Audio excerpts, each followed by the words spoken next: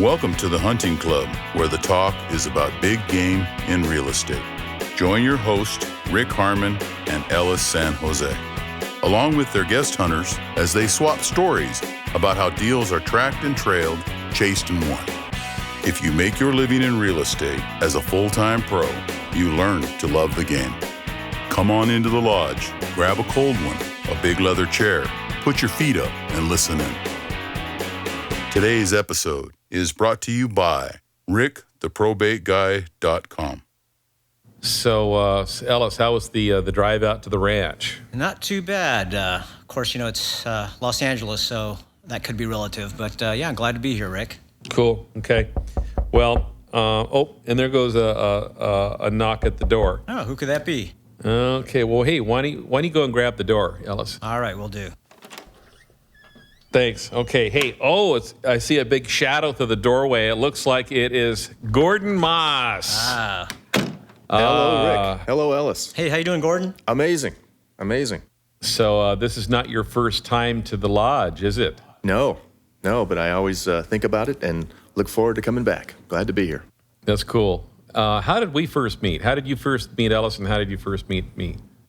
I first met you at a Jack Fullerton event, a Commonwealth real estate club in Orange County. Wow, how long ago was that? That was in the 80s. I hate to date us. Wow. But yeah, I saw you speak about probate, I think. And I said, that guy is a smart dude.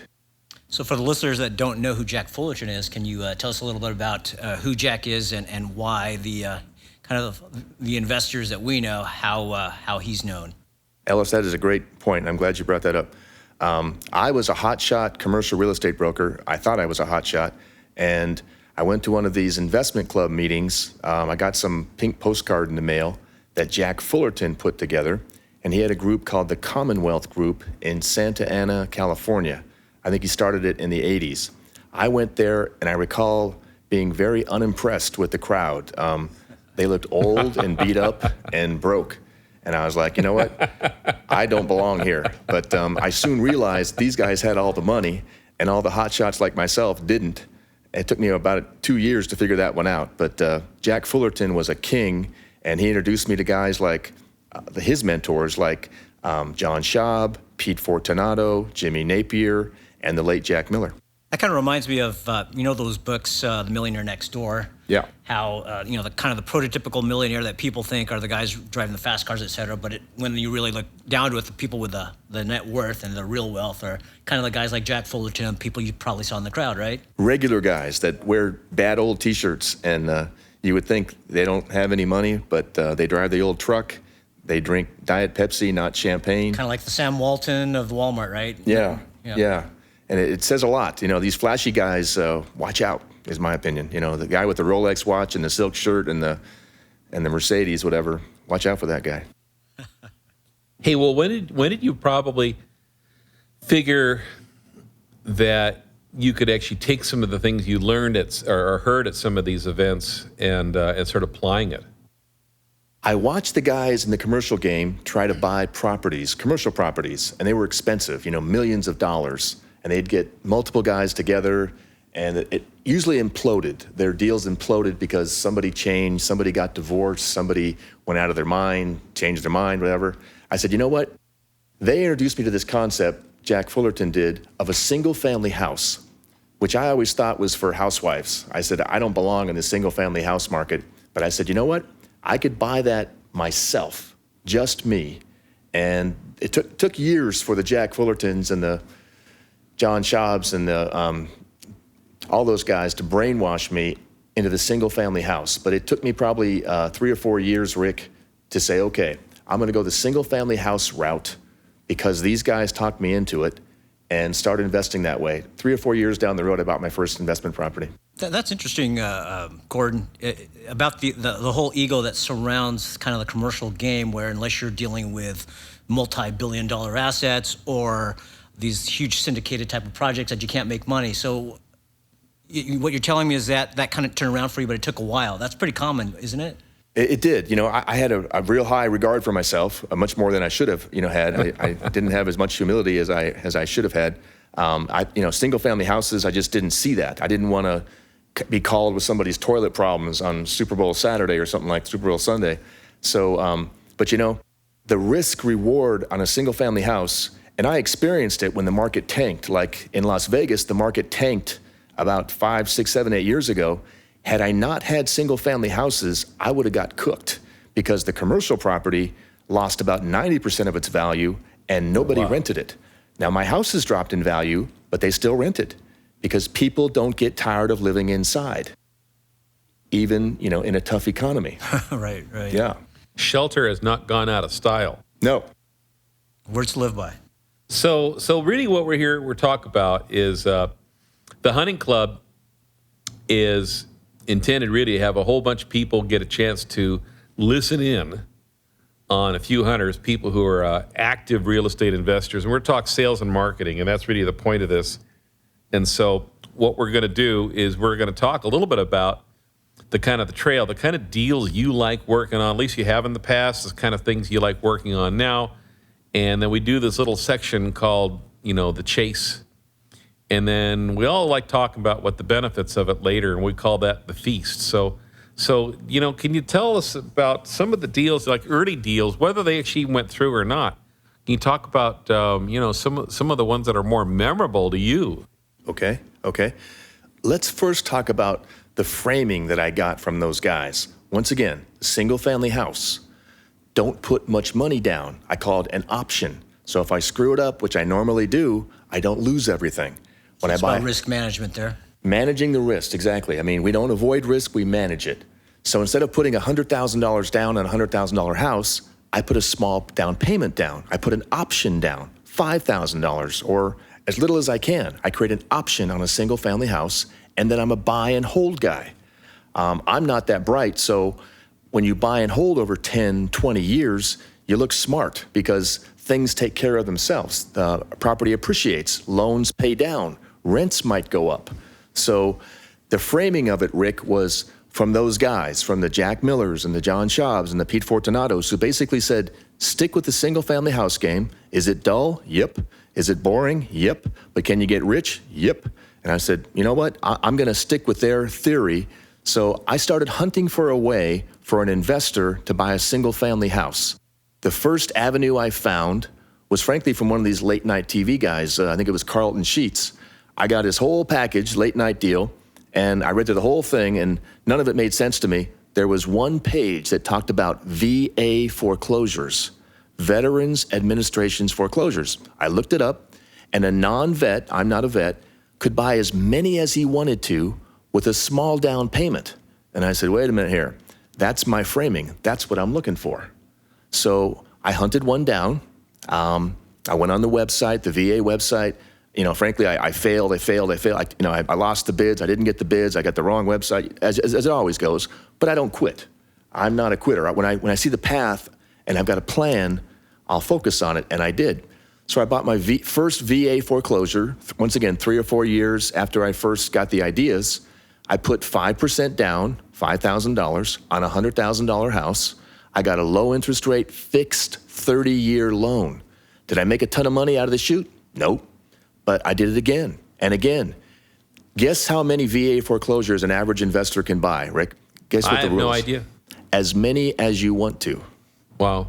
That was a big, mostly if you buy the FHA stuff, it's 4, or the banks come back and say, you know what, now you're overcommitted, you're over-leveraged, we're going to cut you off. VA didn't do that. This may sound like we're promoting, VA foreclosures, and I don't think that's really the intent of the hunting club.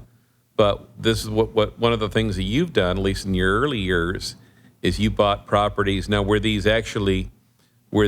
prior to going to foreclosure sale, or were they were already properties that had been foreclosed on that you acquired through their financing programs? I don't understand. Okay, so a veteran can buy a house for 0 down. He even doesn't pay the closing costs. The seller pays the closing cost. He gets in, and his life will change sometimes. He gets transferred or loses his job. The VA, the Veterans Administration, guaranteed that loan. So they'll take it back, put it to an auction site, and auction it off to anybody, to an investor like myself who went after that site. So I'm not going to the foreclosure process myself. It's already been foreclosed on. It's an empty house. I'm not, taking advantage of anybody.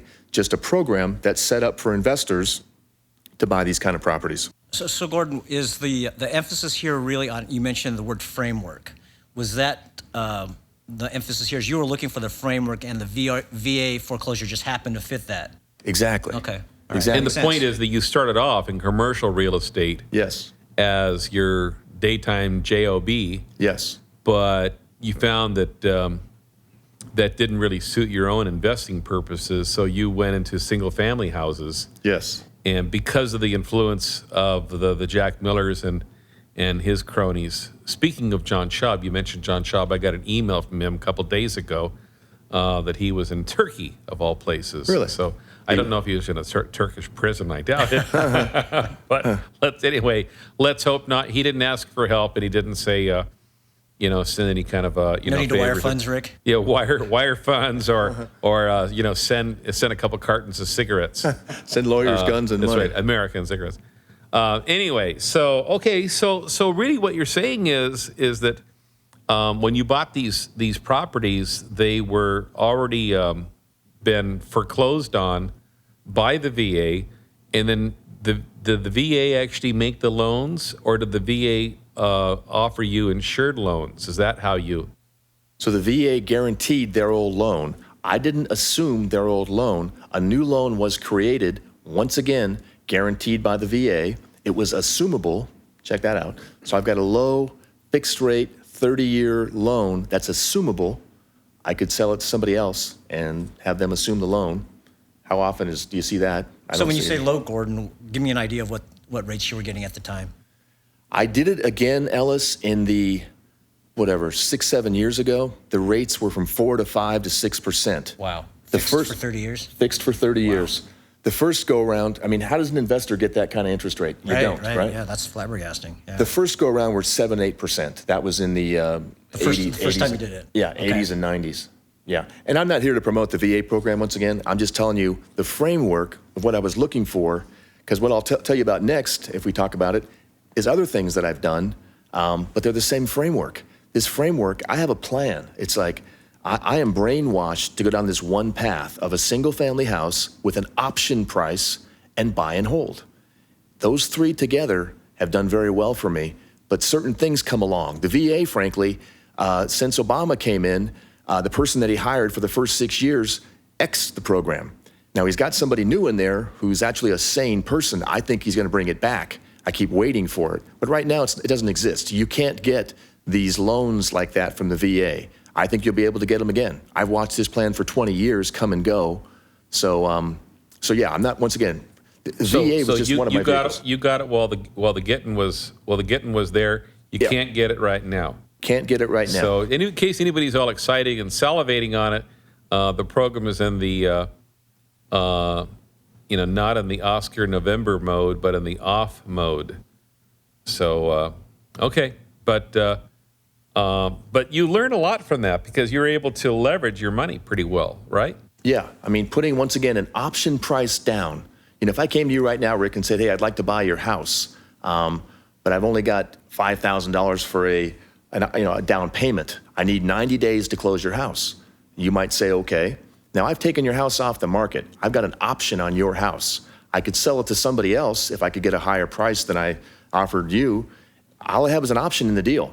Worst case, if I don't close, I lose $5,000. That's an option. I'm always looking for that angle.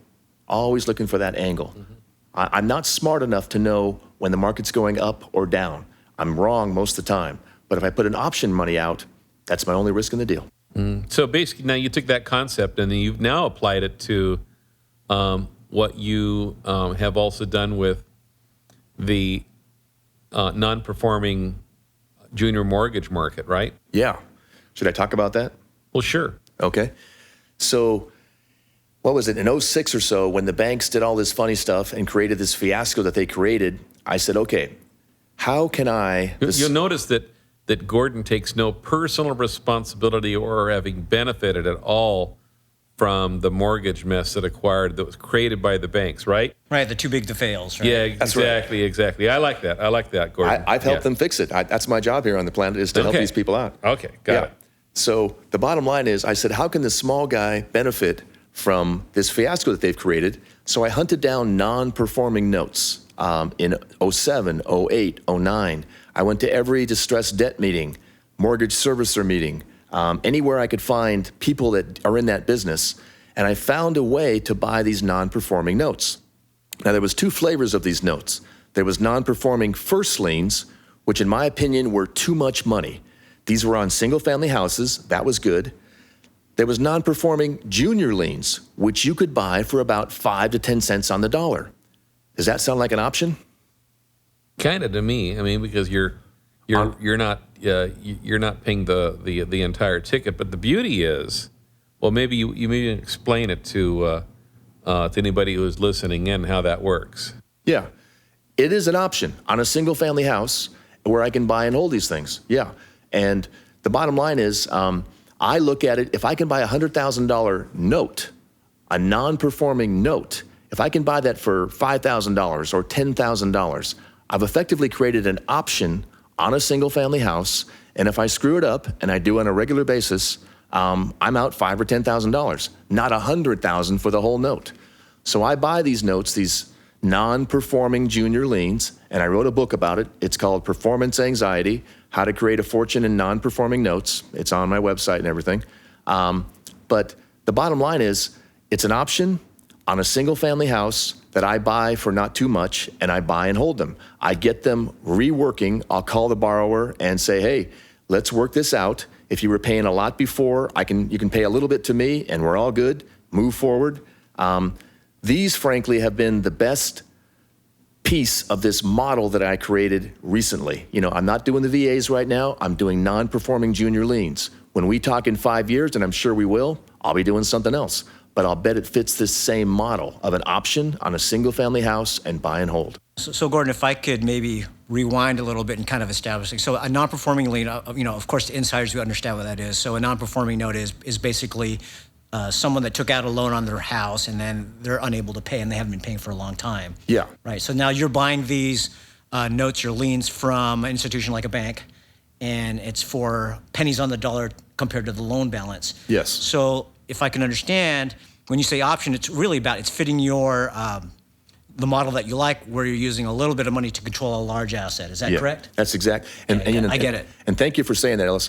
Let me tell a story, if I could, about just to make this real clear. We're all about stories, so please. And I'm trying to be too. If you ask me what my goal is in the future, it's to be a great communicator and tell stories. So let me try to do it right here. Somebody buys a house. Many of them truthful. Yes, they are. So someone buys a house, okay? Let's say it's a $200,000 house, a regular house, maybe a new house. When you get a new house, what's in the backyard? Do you get beautiful grass back there, or is it just kind of dirt sometimes? Usually dirt. Yeah, sometimes it's dirt. So the wife went to the husband and said, hey, I'm tired of staring at the dirt, and I'd like to have a pool in the backyard. So the husband went down to a contractor and said, what would it take to make my wife happy and put that $50,000, whatever, pool in the backyard? Put a pool in there and leave. Yeah, he's gone, and she gets the pool. No, that's not, okay. So he goes to the bank, and he says, here's the deal. I've got a contractor who's given me a bid for a pool in my backyard, $50,000. The bank says, fine, we'll put a junior lien, a second, on your home, behind your $200,000 first, secured by your home. How does that sound? Fine. So everything's fine. She's got the pool. 3 or 4 or 5 years, whatever goes by, and things change. Someone loses their job. Maybe he does go away. I don't know. But they can't make the payments anymore on the junior lien. Maybe the first lien too. The first lien, if it's not paid, if it's a non-performing note, a non-performing first lien, they take that pretty seriously. They will start a foreclosure. The junior lien, in most cases, will send them one nasty letter and say, Mr. Smith, you need to pay us. And that's about it sometimes. And this was happening in droves in what, the last decade, right? There was a glut in 05, 06, 07, 08. You can't get one now, frankly. It's hard to get a junior lien for that pool. It's really hard. You have to have a whole new standard of qualifying for that. But yeah, it was difficult to get. It is difficult to get now. And as a matter of, so that we're clarifying, you're talking about for a swimming pool, not a pool of notes. Not a pool of notes, yeah. Okay. Yeah, a pool of notes is frankly a bunch of notes, or say, 10 notes that you buy from a bank. They call it a pool of notes. We're talking about the pool in the backyard. So what they would do is send, once again, a nasty letter to them and then put it in a drawer or put it in some file. And then a major bank like a Wells Fargo or a Citibank or Bank of America will sell those notes, usually to a hedge fund, in big chunks. They'll sell a pool of 1,000 notes. I'll buy from the hedge fund maybe 10 notes or 20 notes at maybe double what they paid. I'll pay 5 or 10 cents on the dollar. So let's take that $50,000 note. I bought that $50,000 pool loan note from Mr. Smith for 10 cents on the dollar, $5,000. I'll call Mr. Smith and I'll say, hey, guy, what happened? What do you mean? Well, I see you're not paying your note. Yeah, things changed. What changed? Well, my wife lost her job. Okay. Well, what were you paying before? $600 a month. What could you pay now? $100 a month. Sounds good. I can do that with you because, frankly, we're in this for less. It's a win-win kind of deal. So now they're paying me $100 a month instead of the $600. It's affordable for them. And that's kind of a general overview. It's a complicated subject, and I'm trying to make it, with a story, kind of make it a little bit more clear about this non-performing junior lien. So talk to us about, a real example. You don't necessarily, name names and addresses and all that, but give us a story about one of these ones. So you got whiff of one. How did you get whiff of a particular, like one of the first files, or one of the more interesting files? So talk about how you learned about it, and then how you pursued it. One of the beautiful things, Rick, about this little niche that I'm in right now is I don't have to really hunt like that. I go hunt with the hedge funds, and there's only 6 or 7 of them nationally that sell these kind of things. So that part of the hunting is more me developing a relationship. But let's talk about one. We'll call it Eddie G, okay? Eddie G is a used car salesman up in the middle part of California. And in 07, 08, he was selling fewer cars. The market kind of tanked, whatever he could do. I bought his $50,000 junior lien for about $5,000. And I called Ed and said, hey, Ed, we need to work this out. And he goes, well, what's the deal? He says, could I pay you $300 a month? Now, once again, Eddie is a used car salesman, right? And I said, well, I always defer to higher authority. I said, let me check with the big boss. And I said, well, Eddie, I think we can do that. And he says, he says, that was a bunch of crap. And I said, what do you mean? He goes, you made the decision. I can tell. And I said, how can you tell that? He says, I'm a used car salesman. I do this every day. I said, I hate getting out negotiated by my borrowers, but I did there. But so he's paying $300 a month, okay? And was this when your other personality came out? He discovered that you were not just Gordon, but you're Big G Moss. He saw, and the other personality came out, and you said you send a couple guys over there with bats. And we don't do that. We don't need to. But I basically I tell people we've got our legal department, and we do, and I report to our our CEO, who's a good guy and a bad guy sometimes. But it's your dog, my dog, or the lizard in the backyard, Larry the lizard. I talk to him once in a while. But that's kind of an illustration of a note. He was paying $300 a month for 3 years on time. Just sold the house a few months back, and now I got the full payoff. What was the full payoff on that one? Well, there was some arrearages and everything else. It was about $54,000. Okay, so you made an investment of about $5,000 on it, and then so $5,000 plus some legal fees plus blah blah blah. Probably about $8,000 I'm into it. Okay. He paid me $300 a month for 3 years, and then on top of that, $54,000 at the end. So you got the payments plus you got the big lump sum. Wow. Wow. That's a good one. I mean, do they always work out that way? Right. No.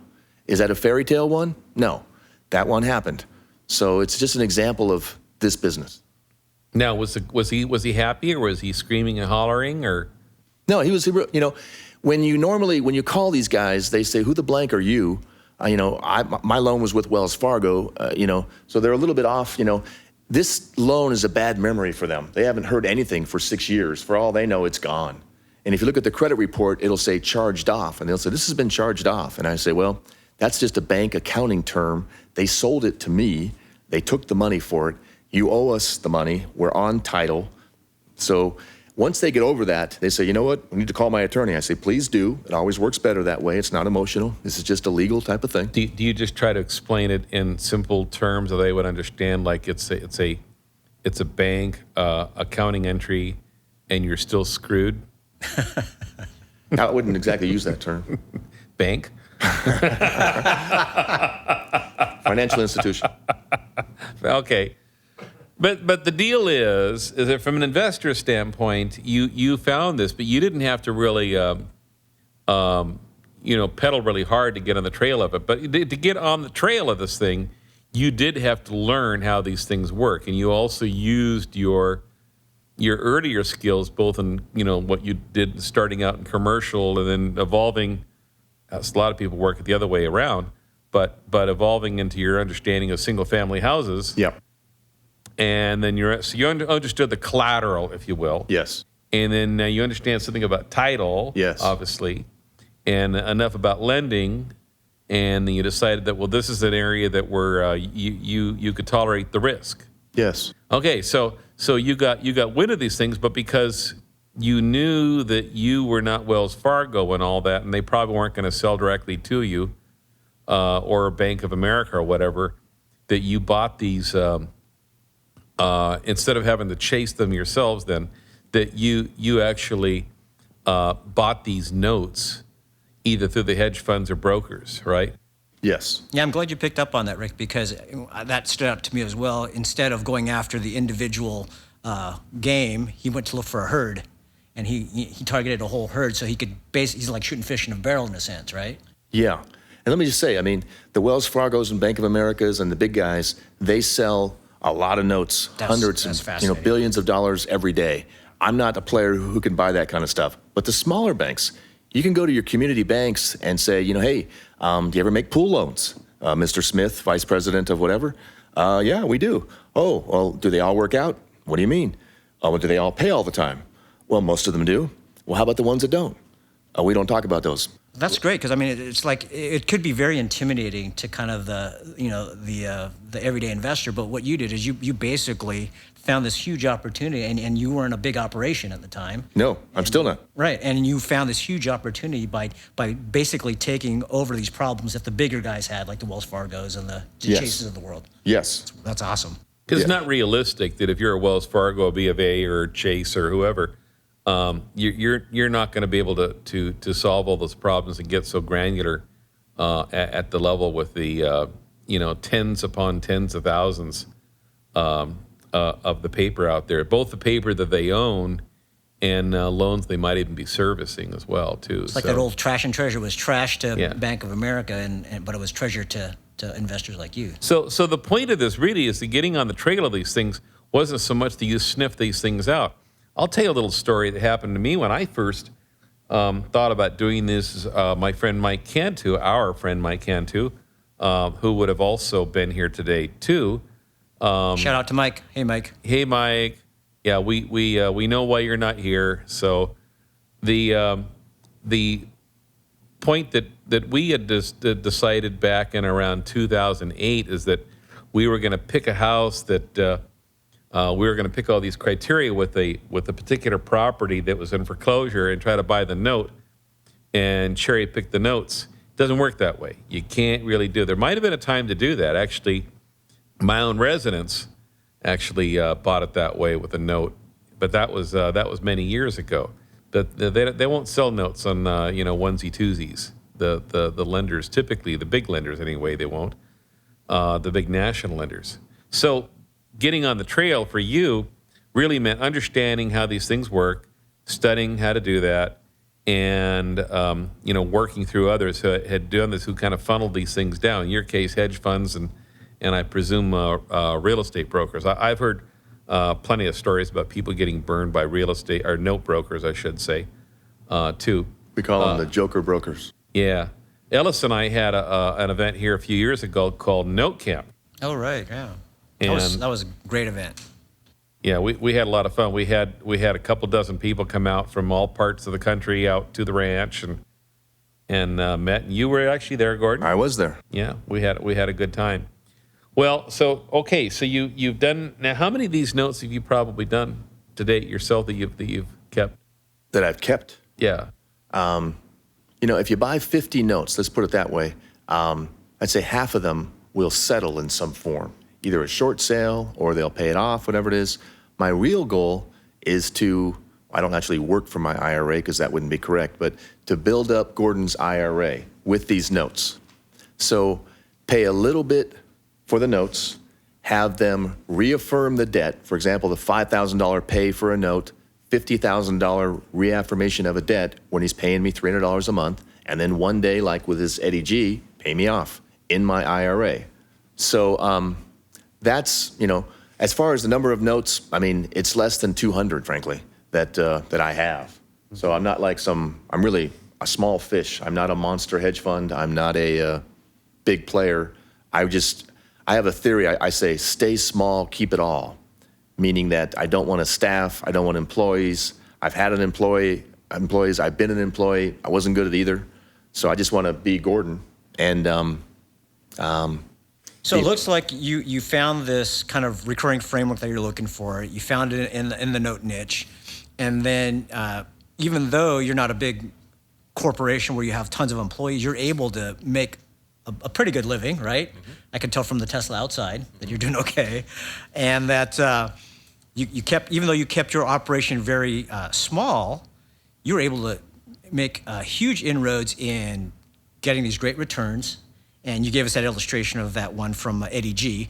But you're able to kind of rinse and repeat, right? And then a lot of these you say settle, and then you're able to hold on to a few hundred, but that's plenty for you to live the way you want. Is that correct? Exactly. That's really cool. But the other side of it too, from a risk-reward ratio and also from your tolerance of risk, going in that this may not be the number, but let's say half of them are going to be home runs for you because you know how to pick them, and half of them are going to, be worthless.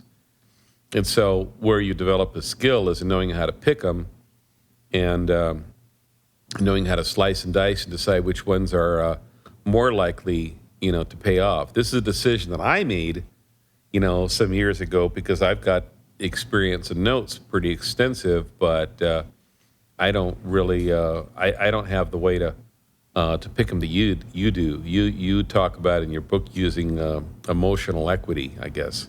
Yeah. People who are attached to that property. And once again, go ahead. Well, so what I want to know, okay, so now that you've done this, quite a few times and have the benefit of it, so what's the, so what do you get to do? I know that it seems like about half the time that I talk to you or try to reach you, you're traveling now. Yeah. And I've been traveling, actually too much. But, we talked about the notes and how I get them. It's relationships that I build and foster and keep. And any relationship starts with, what can I do for you? So when I go to these hedge funds, they got a million guys saying, yeah, I want your best notes. I want them cheap, blah, blah, blah. How far is that going to get you? It's what you can do for them. So I was just in New York last week, frankly, with my buddies in New Jersey and everything in Philadelphia that sell these notes. And I try to create value for them and help them and find a way to get in to get the better notes. They're hard to get, and they're getting harder and harder to get.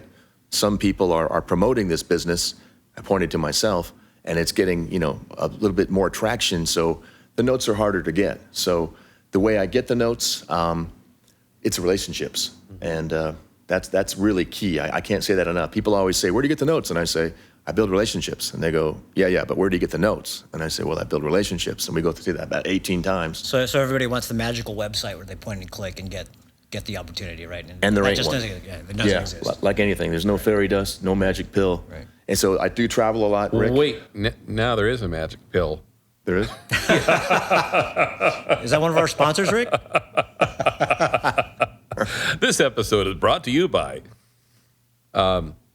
Well, I got to tell you that the thing I love about your side of the market and how you operate this is that it's perfect for your lifestyle. You're able to be, free to do the things you want to do. You're not encumbered. You wake up in the morning, you go and do, your gym classes. You go surfing on some days. You live down in San Diego County, North County at the beach community, and you got a pretty good thing going. So now, what would you suggest somebody who wants to get started in this?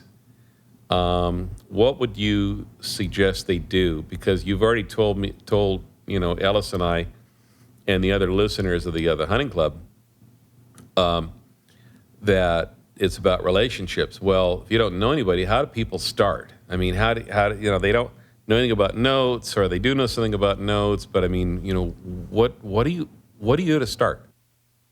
what I did, frankly. I mean, I've got a real estate background, and I ask people getting started, I say, do you have the time for this? You know, do you have the expendable money? It can't be your lunch money. Do you have the patience for this? Do you have some real estate background, real estate, title? And if you don't, you get it. I mean, if I got nothing, you go figure it out. You go take real estate courses. You go learn the business a little bit. And then you do what I did. You get on the road. These conferences are out there. There's a conference in Las Vegas or in the East Coast or somewhere here in California almost every month on this business. The real estate clubs, I know, Ellis, you have a club. People that are, I talked at a club 2 weeks ago, and I'm an open giver like the people that mentored me, the Jack Millers, John Schaubs, Pete Fortunatos, Jimmy Napiers. I don't hold anything back. So you got to get in the game. You can't just say, well, I want to, do this part-time, or I want to just da-da-da. It doesn't work that way like anything. Anything worth getting is usually hard to get.